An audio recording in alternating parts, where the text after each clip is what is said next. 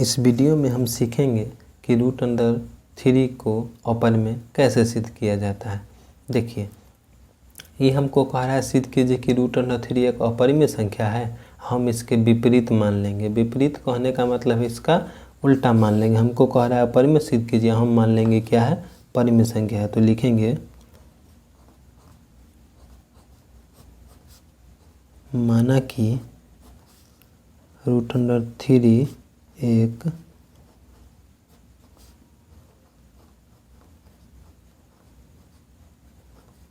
परिमेय संख्या है। देखिए, ये हमको कह रहा था कि सिद्ध कीजिए कि रूट अंडर 3 एक अपरिमेय संख्या है, और हम क्या किए, मान लिए कि रूट अंडर 3 एक परिमेय संख्या। परिमेय संख्या मान लिए हैं तो लिख सकते हैं root under 3 equal to P by Q.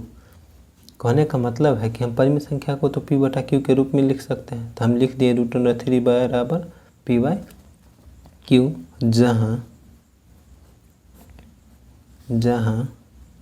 P तथा क्यू सअभाज्य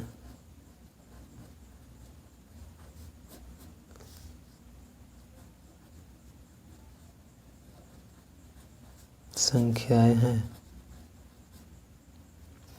देखिए क्या लिखे हैं कि रूट अंडर 3 बराबर पी बाई क्यू, जहाँ पी और क्यू क्या है, सअभाज्य संख्या है। सअभाज्य संख्या क्या होता है कि वैसी दो संख्या जिसका HCF 1 हो उसे सअभाज्य संख्या कहते हैं। और इसमें ये भी लिख सकते हैं जहाँ क्यू बराबर 0 नहीं हो। तो क्यू बराबर 0 भी नहीं होना चाहिए। क्यों? क्योंकि अगर 0 बटा में हो जाएगा तो वह संख्या किसी भी संख्या के हम बटा में जैसे ही 0 लगा देंगे उसका वैल्यू जो होगा इनफाइनाइट या अपरिभाषित हो जाएगा। इसीलिए क्यू के जगह पर 0 नहीं हो सकता है। तो इसमें हम चाहे तो लिख भी सकते हैं कि क्यू बराबर 0, क्यू नॉट इक्वल टू 0, यानी कि क्यू के जगह पर 0 नहीं होना चाहिए। ठीक है, अब क्या करेंगे, दोनों तरफ वर्ग कर देंगे। वर्ग का मतलब समझते हैं, स्क्वायर कर देंगे। तो लिखेंगे दोनों तरफ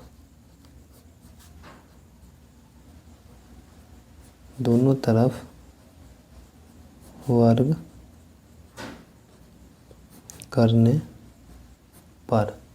देखिए वर्ग कैसे करेंगे, इधर था रूट अंडर 3, इसका हो जाएगा square equal to P by Q, इधर भी हो जाएगा स्क्वायर। दोनों तरफ क्या कर दिए, स्क्वायर कर दिए। अब देखिए स्क्वायर से इधर रूट कट जाएगा, तो जब स्क्वायर से रूट कटेगा तो इधर बचेगा 3, इधर पी का जब स्क्वायर होगा तो पी स्क्वायर, बटा में हो जाएगा क्यू स्क्वायर। क्योंकि स्क्वायर जो होता है दोनों के लिए होता है, तो जब पी का स्क्वायर हुआ तो पी स्क्वायर है, क्यू का स्क्वायर होगा तो क्यू स्क्वायर। आप सुने होंगे कि क्रॉस गुना होता है, तो इधर बटा में है उधर जाएगा तो गुना में। तो 3 में क्यू स्क्वायर से गुना होकर क्या हो जाएगा, 3 square equal to P square आ जाएगा। ठीक है, इसको क्या करेंगे, हम मान लेंगे इक्वेशन फर्स्ट। यहाँ तक कोई दिक्कत कुछ नहीं किए हैं, बस उसको हम पी बटा क्यू लिखे हैं, दोनों तरफ स्क्वायर कर दिए हैं। अब क्या करेंगे, ये जो है 3 इधर गुना में उधर जाएगा तो भाग में, तो ये जो है इधर क्यू स्क्वायर रहेगा, उधर हो जाएगा पी स्क्वायर बाई 3 हो जाएगा। अब देखिए लिखेंगे चूँकि 3 पी स्क्वायर को विभाजित करता है। 3 किसको विभाजित करता है, पी स्क्वायर को विभाजित करता है। 3 किसको विभाजित करता है, पी स्क्वायर को, इसीलिए 3 पी को भी विभाजित करेगा।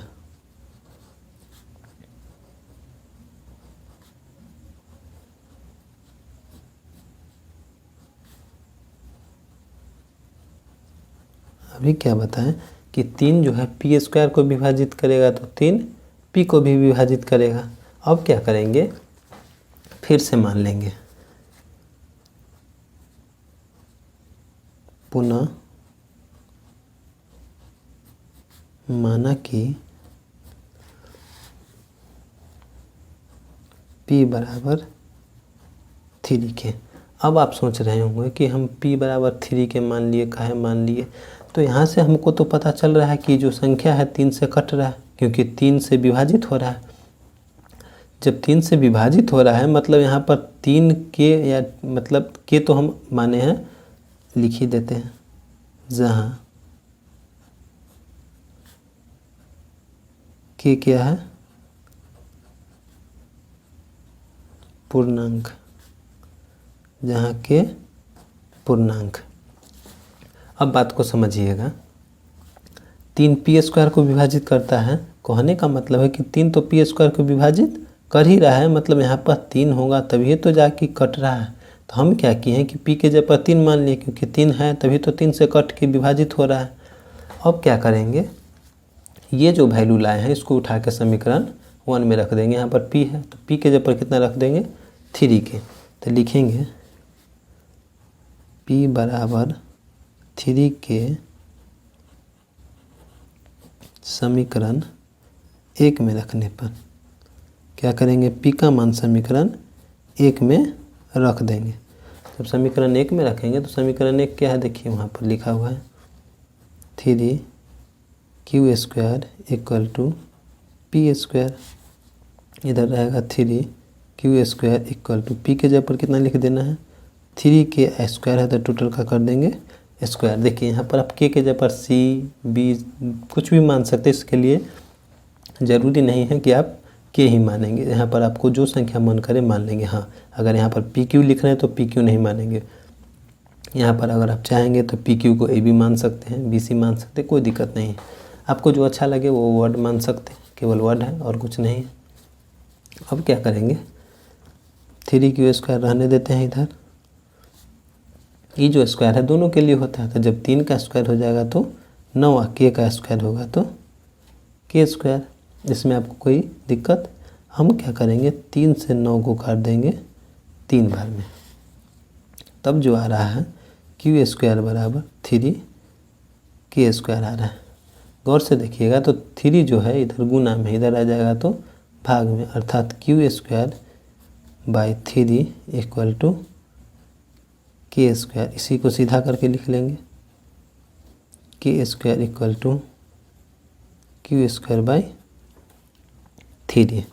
अब आप देख रहे होंगे कि पिछला वाला में भी आया था कि पी स्क्वायर बाई 3, मतलब पी 3 को भी पी स्क्वायर को विभाजित करता है। अब क्या आ रहा है कि 3 क्यू स्क्वायर को भी विभाजित करता है, तो लिखेंगे चूँकि 3 क्यू स्क्वायर को विभाजित करता है, 3 क्या करता है, क्यू स्क्वायर को विभाजित करता है,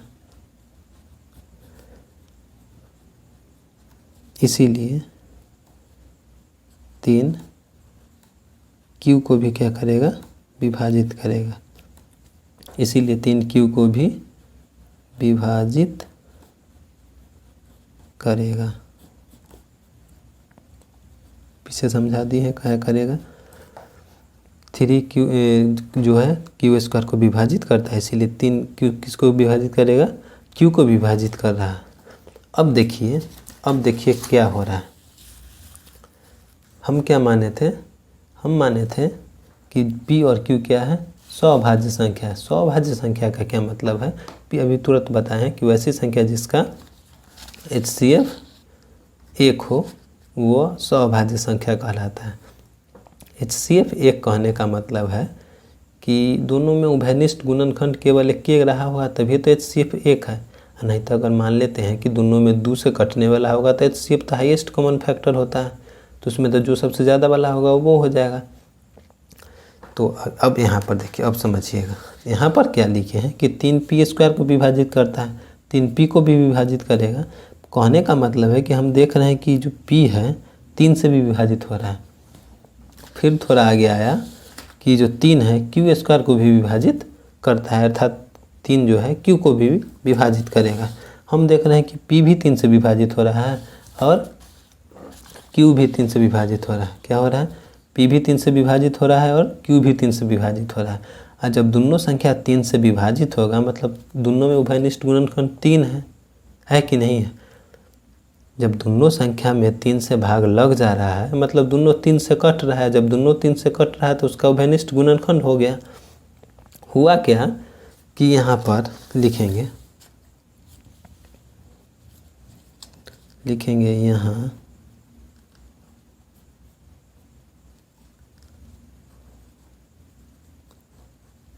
P और Q में कम से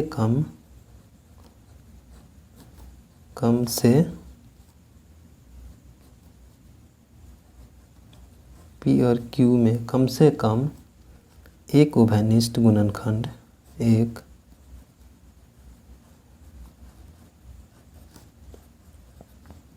उभयनिष्ठ गुणनखंड। देखिए क्या लिख रहे हैं यहाँ, P और Q में कम से कम एक उभयनिष्ठ गुणनखंड 3 है। अब कहिएगा कैसे, तो अभी बताएं। 3 जो है P² को भी विभाजित करता है, इसलिए 3 P को भी विभाजित करता है। फिर आया कि 3 जो है Q² को भी विभाजित करता है। देखिए यहाँ पर 3 जो है P² को भी विभाजित करता है, 3 जो है Q² को विभाजित करता है, मतलब दोनों 3 से विभाजित हो रहा है, मतलब उभयनिष्ठ गुणनखंड 3 है। जब उभयनिष्ठ गुणनखंड 3 है यानी कि कॉमन फैक्टर जो उसका हुआ 3 हुआ, जब कॉमन फैक्टर 3 हुआ तो उसका HCF 3 हो जाएगा। हम यहाँ पर क्या माने थे, P और Q क्या है, स्वभाज्य संख्या है। स्वभाज्य संख्या होने के लिए क्या होता है, उसका HCF 1 होना चाहिए, और यहाँ पर हमारा तो क्या आ रहा है, 3 आ रहा है। मतलब जो हम माने उसमें कुछ विरोधाभास उत्पन्न हो रहा है कि नहीं हो रहा है। विरोधाभास कहने का मतलब होता है कि कुछ जो हम माने वो वैसा नहीं आ रहा है। तो लिखेंगे यहाँ P और Q में कम से कम एक उभयनिष्ठ गुणनखंड 3 है, जिससे क्या हो रहा है, विरोधाभास उत्पन्न हो रहा है, जिससे विरोधाभास, जिससे क्या हो रहा है, विरोधाभास उत्पन्न हो रहा है।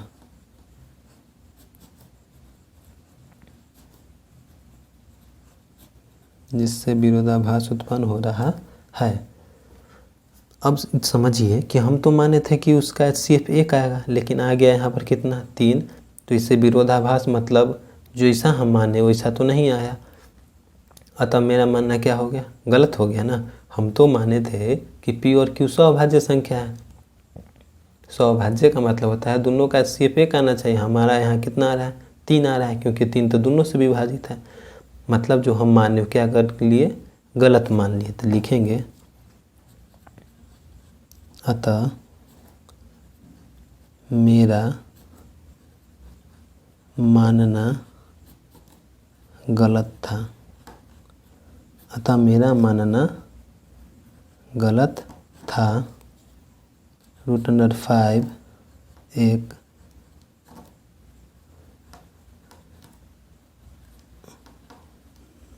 अपरिमेय संख्या है। सिद्ध भी क्या करना था, इसी को सिद्ध करना था कि √5 एक क्या है, अपरिमेय संख्या। तो यहाँ पर लिख देंगे प्रूव्ड।